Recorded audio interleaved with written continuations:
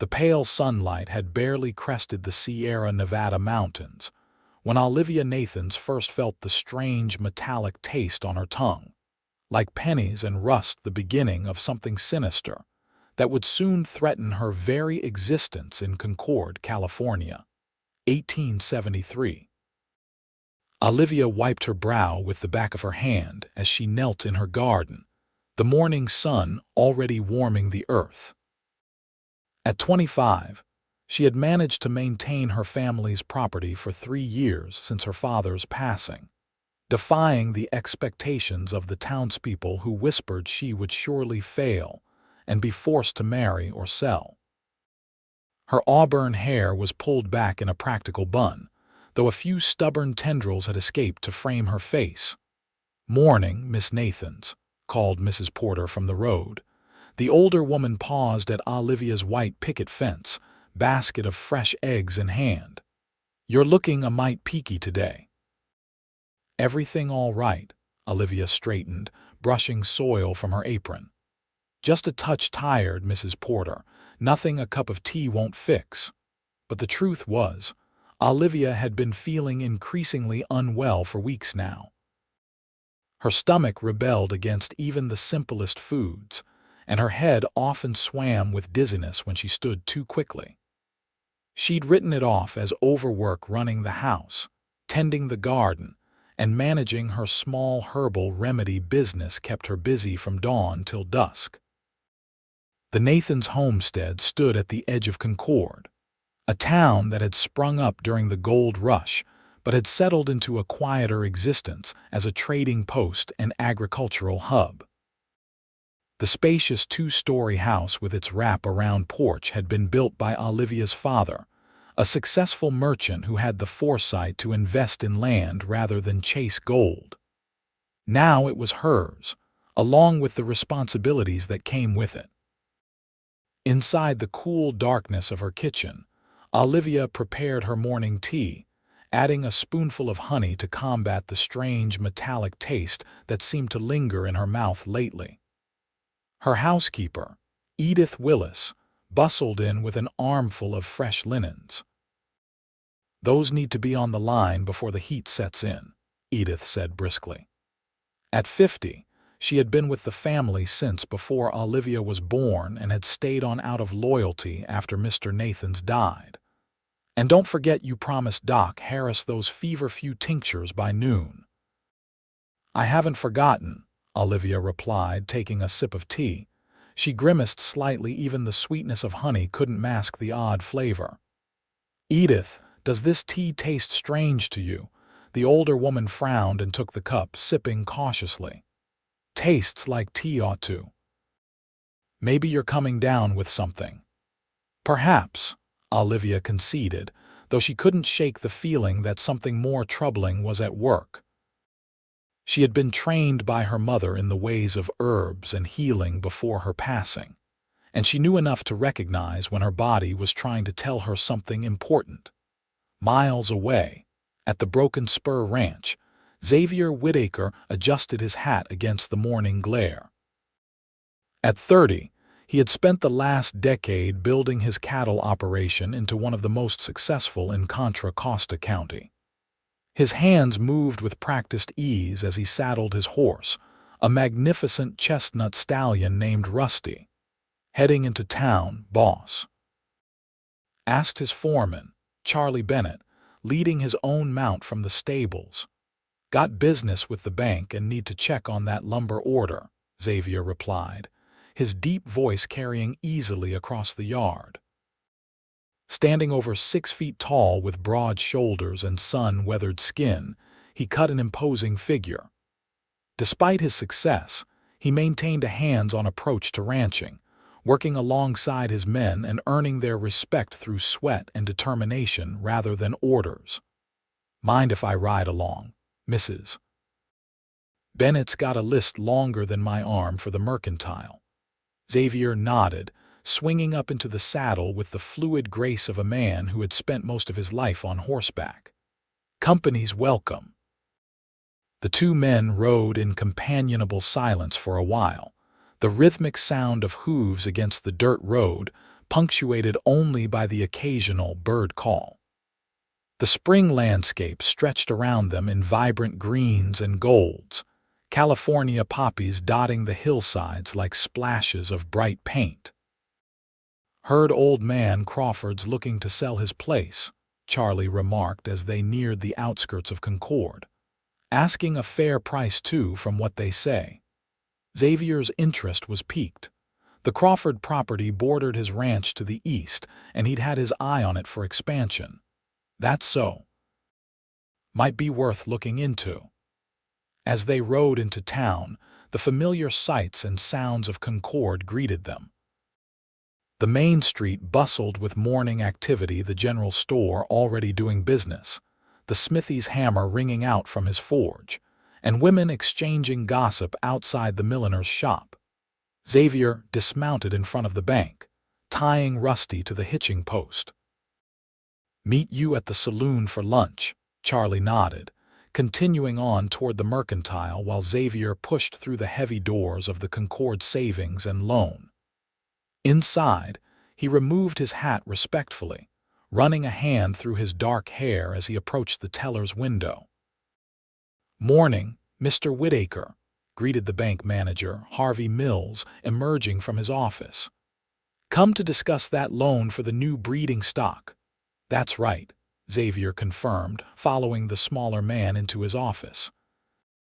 The meeting went well, with Mills approving the loan based on Xavier's excellent track record and the bank's confidence in his business acumen. As they shook hands to conclude their deal, Mills mentioned, "Say, you might be interested to know the Nathans place is struggling a bit these days." Xavier raised an eyebrow. Olivia Nathans thought she was doing well with that herbal business of hers. "Well enough, I suppose," Mills shrugged, "but maintaining a property that size alone isn't easy. Rumor has it she's been ill lately, too. Shame, really. Fine family. Her father was a good man." Xavier nodded thoughtfully. He had met Olivia Nathans a few times at town functions, though they'd never exchanged more than polite greetings. He remembered her as a self-possessed woman with intelligent green eyes, and a quiet dignity that set her apart from the other unmarried women in town, who seemed all too eager to catch his attention. After finishing his business at the bank, Xavier made his way to the lumberyard to check on his order for new corral fencing. As he passed the doctor's office, the door opened, and Olivia Nathans emerged, looking noticeably pale. She swayed slightly on her feet, and without thinking, Xavier moved quickly to steady her by the elbow. "Miss Nathans, are you all right?" Olivia looked up, startled by the contact and the deep voice. Recognition flashed in her eyes. "Mr. Whitaker, I'm fine, thank you." Just a moment of dizziness. Up close, Xavier could see the shadows beneath her eyes and the unnatural flush on her cheeks. "You don't look fine, if you don't mind my saying so.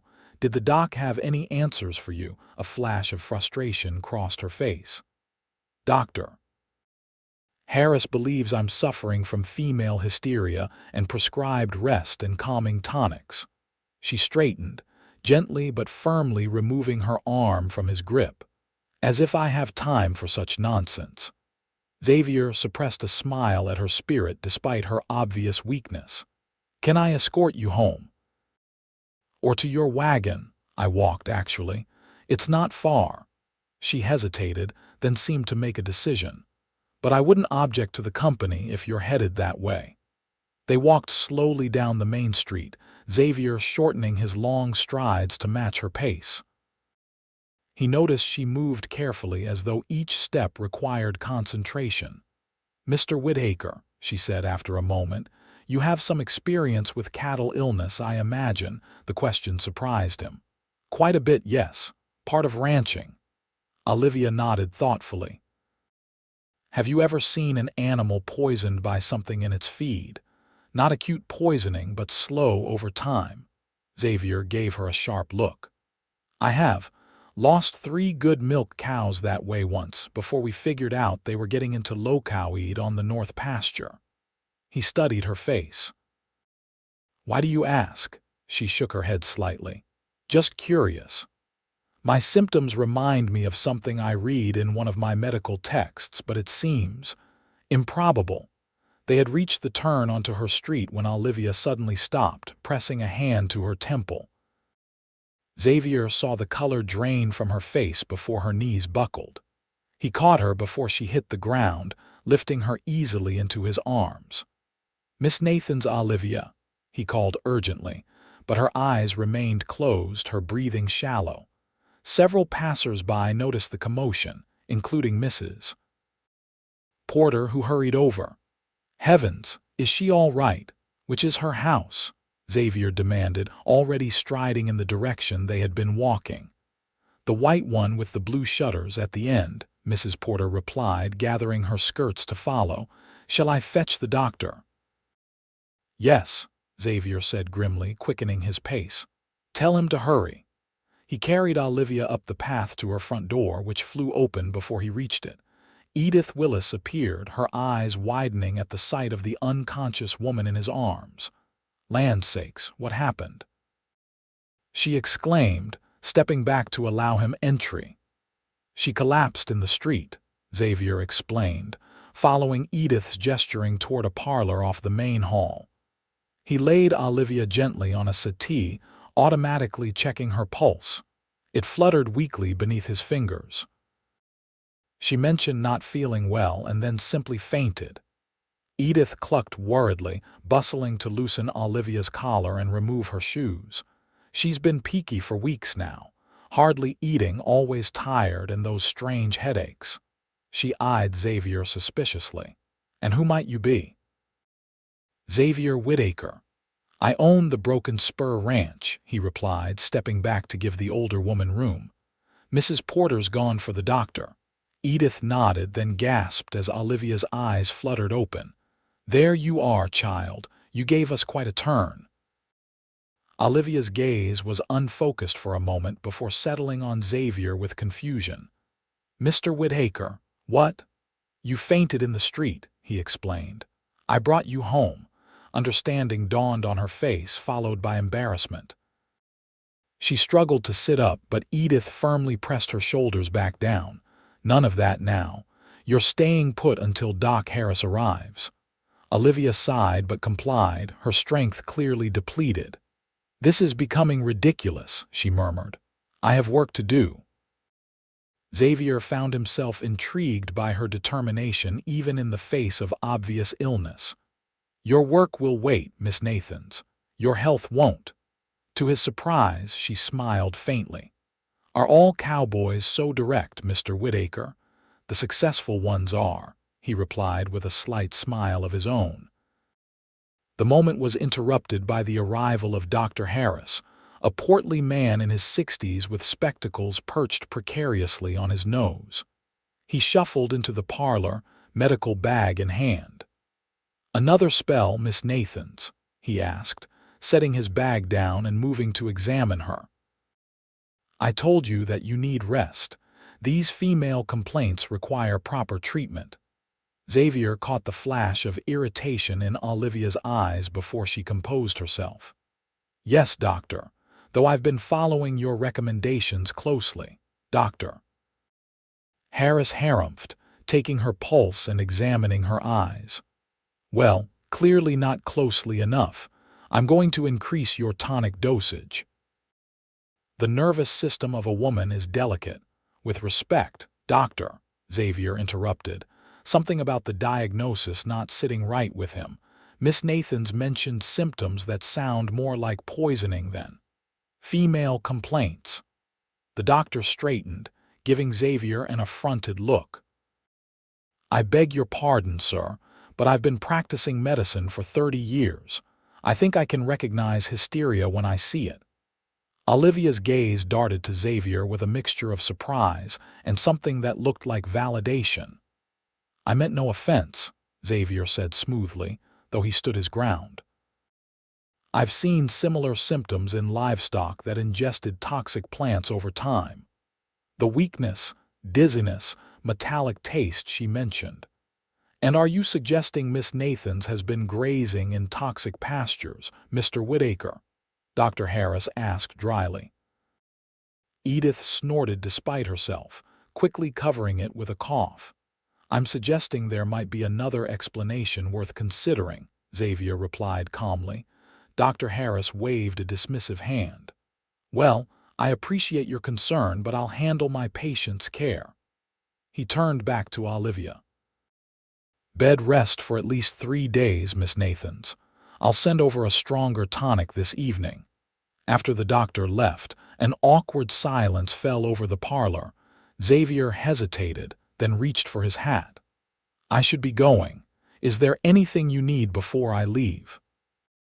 Olivia struggled to sit up again, this time succeeding with Edith's reluctant assistance. You believe me, she said quietly, about the poisoning. Xavier met her gaze steadily. I believe something's not right, and it's not hysteria. He placed his hat back on his head. If you'd permit me, I'd like to stop by tomorrow to check on you. A small smile touched her lips.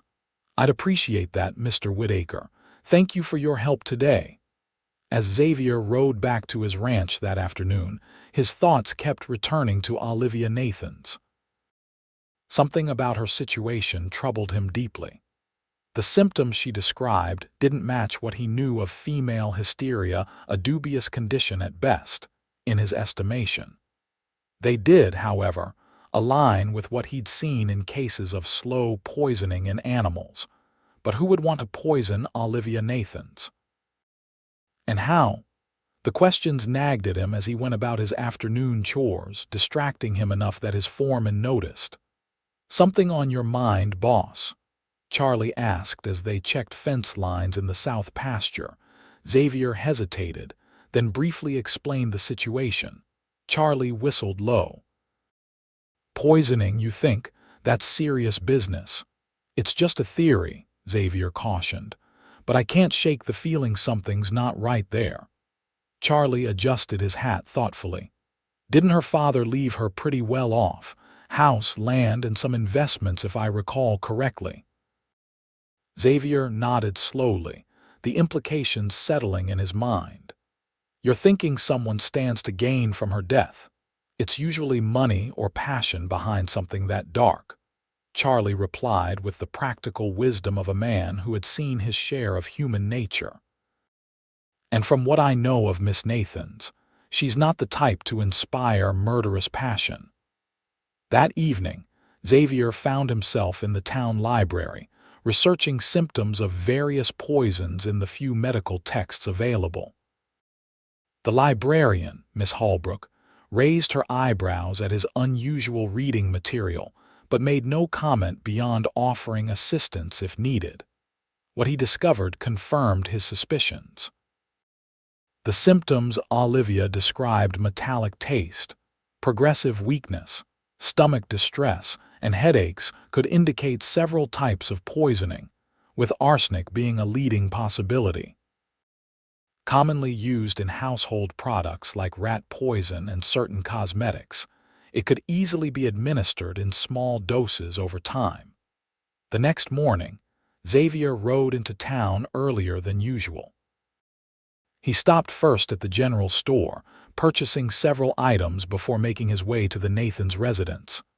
When he knocked on the front door, Edith answered with a harried expression that softened slightly when she recognized him. Mr. Whitaker. Miss Olivia mentioned you might stop by. How is she today? He asked, removing his hat as he stepped inside. Edith's lips pressed into a thin line. No better, if I'm honest. That new tonic from Dr. Harris seems to be making her worse, not better. She's in the garden despite my protests, says the fresh air helps.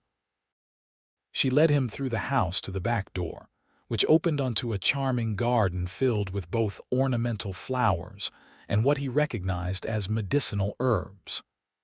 Olivia sat on a stone bench beneath an apple tree, a book open on her lap, though she wasn't reading. Instead, she gazed absently at a bed of lavender, her face unnaturally pale in the morning light. She looked up as they approached, surprise and then pleasure crossing her features. "Mr. Whitaker, you came." "I said I would," he replied simply, coming to stand before her. Close up, he could see that her condition had indeed worsened overnight. The shadows beneath her eyes had deepened, and a slight tremor affected her hands.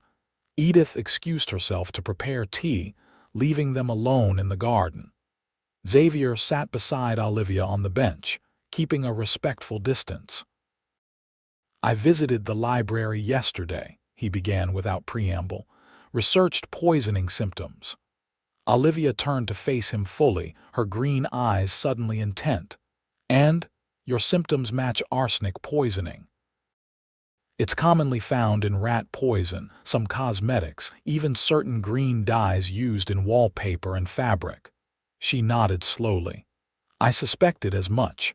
I've been reviewing my mother's medical texts, but—" She hesitated. "It seemed so unlikely. Who would want to poison me?" Xavier chose his words carefully. "Someone who might benefit from your death, a relative who would inherit, a suitor you rejected." A humorless laugh escaped her. "I have no close relatives left. My mother's sister lives in Boston, but she has no claim on the estate, and as for suitors—" She shook her head.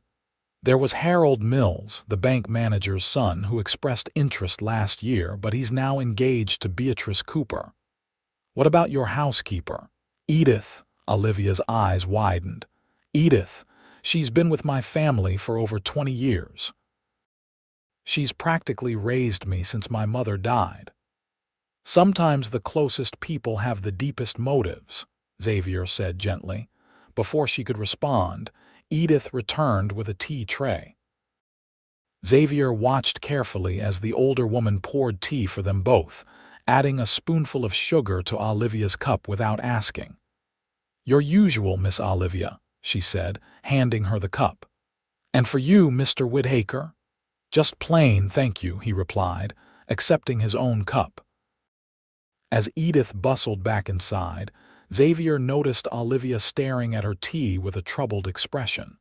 Before she could take a sip, he gently touched her wrist. "May I?"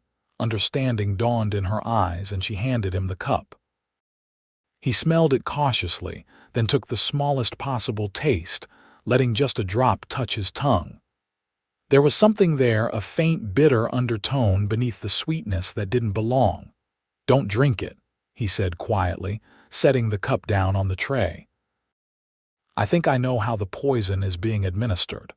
Olivia's hand trembled as she reached for his arm. "In my tea, but Edith makes it every morning. She wouldn't." Xavier covered her hand with his own. "We need to be certain before making accusations. Do you trust me?" She searched his face, vulnerability and strength warring in her expression. Finally, she nodded. "Yes, I find that I do." "Good," he said, rising, "because I have a plan." That evening, Xavier returned to the Nathans' house with the town sheriff, a taciturn man named Robert Jenkins. Olivia met them in the parlor, looking stronger than she had that morning. At Xavier's suggestion, she had avoided all food and drink prepared by Edith throughout the day, instead consuming only what Xavier had brought her from town. "Miss Nathans," Sheriff Jenkins said, removing his hat, "Mr. Whitaker here has made some serious allegations. Are you certain you want to proceed with this?" Olivia's hands were clasped tightly in her lap, but her voice was steady. "I am, Sheriff. If someone in my household is poisoning me, I need to know." The sheriff nodded gravely. "Very well. Mr. Whitaker has brought the necessary items for our test." Xavier opened the package he'd brought, revealing several items from the general store. A copper penny, some zinc strips, sulfuric acid in a small bottle purchased from the pharmacist, and a glass beaker. "This is Marsh's test for arsenic," he explained, setting the items on a small table. "I learned about it during a case of cattle poisoning at a neighboring ranch a few years back. The chemist who investigated showed me the procedure." "And you're qualified to perform such a test?" the sheriff asked skeptically. The basics are straightforward enough, Xavier replied. We need a sample of what we suspect is poisoned in this case. The tea Miss Nathans is served each morning and evening. Olivia rang for Edith, who appeared promptly. If she was surprised to see the sheriff, she didn't show it. Edith, would you mind preparing tea for our guests? Olivia asked pleasantly. The special blend you always make for me would be lovely. Of course, Miss Olivia, Edith replied, disappearing toward the kitchen. This will take a bit of time, Xavier warned in a low voice. The test needs to be conducted carefully. When Edith returned with the tea tray, Sheriff Jenkins took the cup intended for Olivia. Thank you, Mrs. Willis. I'll just hold on to this for a moment. Confusion crossed the housekeeper's face. Is something wrong? We hope not, the sheriff said evenly, but we need to check something. Please stay a moment. Xavier worked efficiently, pouring a sample of the tea into the beaker and adding the acid solution. He then set up a simple apparatus with the zinc and copper to generate hydrogen gas. When he applied heat from a small alcohol lamp, the reaction began.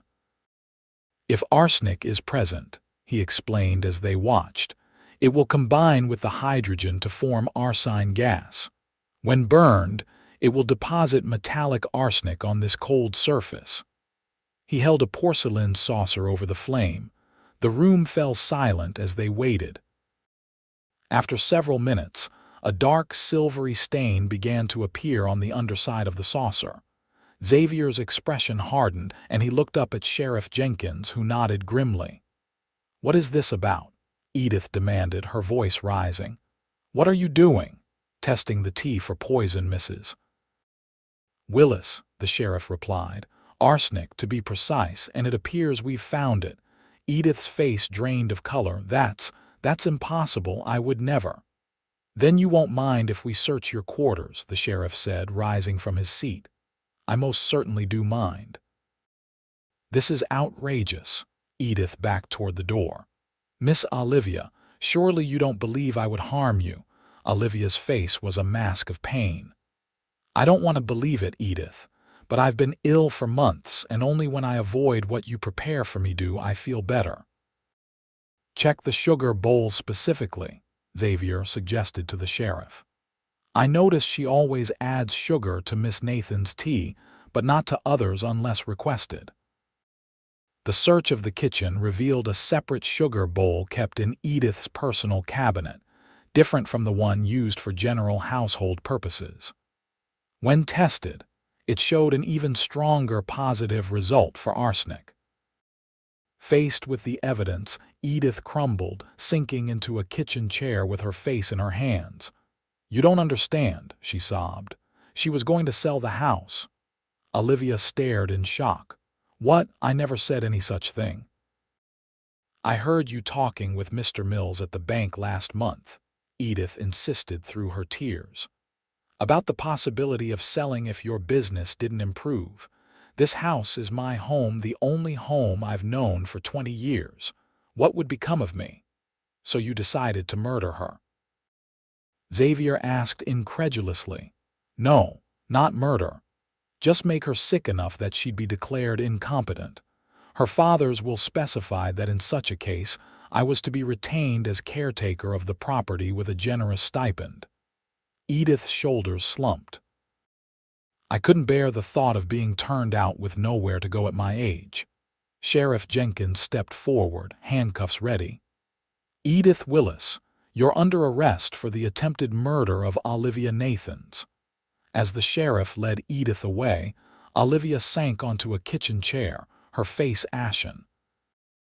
20 years, she whispered. She helped deliver me when I was born. Xavier knelt beside her, taking her trembling hands in his. I'm sorry, Olivia, truly. She looked up at him, her green eyes swimming with tears. How can I ever thank you? You saved my life when no one else even believed I was truly ill. No thanks necessary, he replied softly, though I would like to make sure you recover properly. With your permission, I'd like to send my housekeeper, Mrs. Flores, to stay with you for a few weeks. She's an excellent cook and a kind woman." Olivia managed a watery smile. "I would appreciate that very much." The following weeks brought dramatic changes to Olivia's life. With Edith in jail awaiting trial and Mrs. Flores managing the household, Olivia's health improved rapidly. The metallic taste vanished from her mouth, her strength returned, and the constant headaches that had plagued her subsided. Xavier visited regularly, initially under the pretext of checking on her recovery. But soon, their meetings took on a different character. They would sit in the garden discussing books, local politics, and their respective businesses.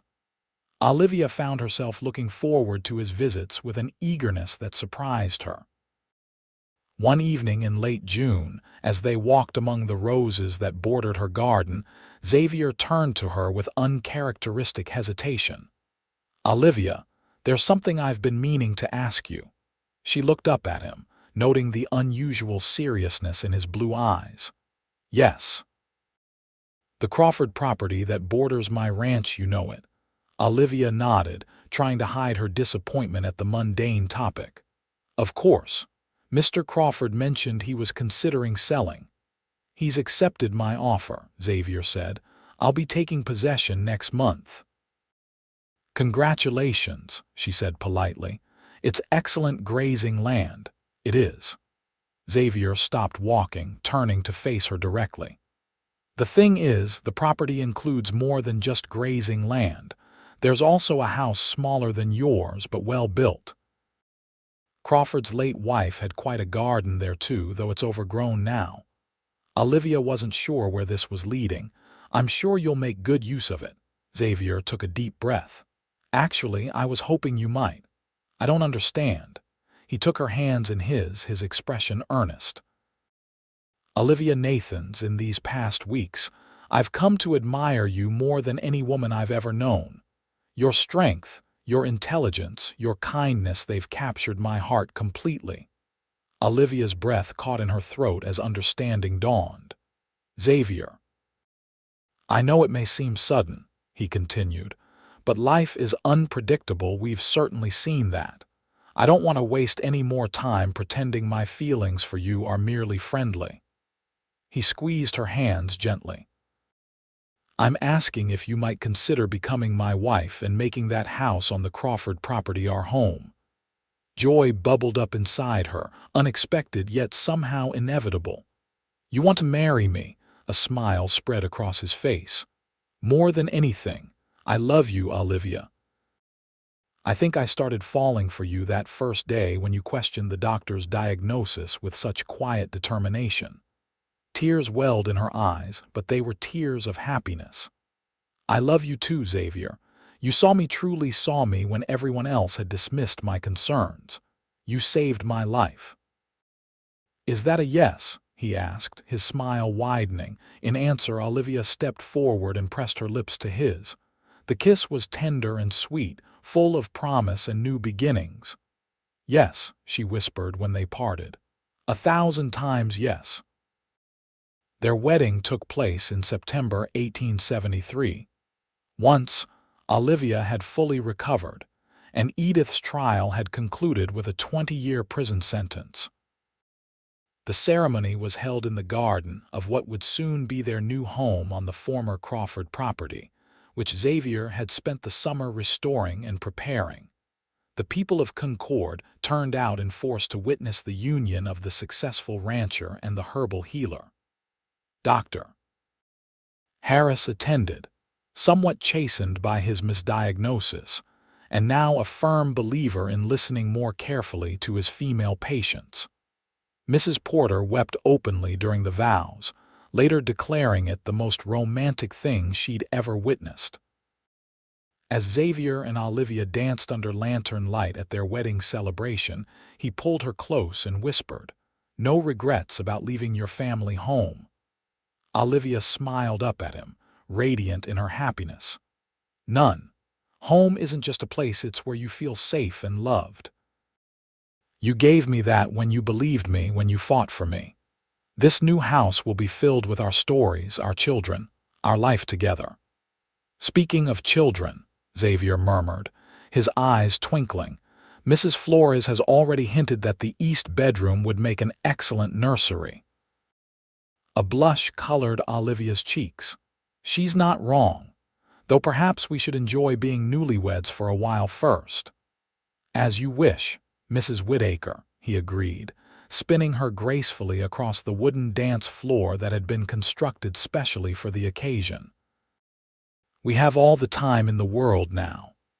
The years that followed brought the Whitakers all the happiness they had dreamed of and more. Xavier's ranch prospered and expanded, becoming one of the most successful operations in California. Olivia continued her herbal medicine practice, eventually opening a small shop in town that became renowned throughout the county for its effective remedies. Their first child, a son they named James, was born in the summer of 1875, followed by twin girls, Emma and Elizabeth, in 1877. The house on the former Crawford property rang with children's laughter and grew with their family's needs, with Xavier adding new rooms and Olivia expanding her medicinal garden. On their 5th wedding anniversary, as they sat on the porch watching the sunset after putting the children to bed, Xavier took Olivia's hand and pressed it to his lips. "You ever think about how differently things might have turned out?" he asked quietly. "If I hadn't been in town that day, if you hadn't mentioned your symptoms." Olivia leaned her head against his shoulder. "Sometimes. But then I look at our children, our home, our life together, and I can only be grateful for how things did turn out." She turned to face him, cupping his cheek with her hand. "You were my salvation, Xavier Whitaker." "And you were mine," he replied, drawing her into his embrace. "Even if I didn't know I needed saving until I met you."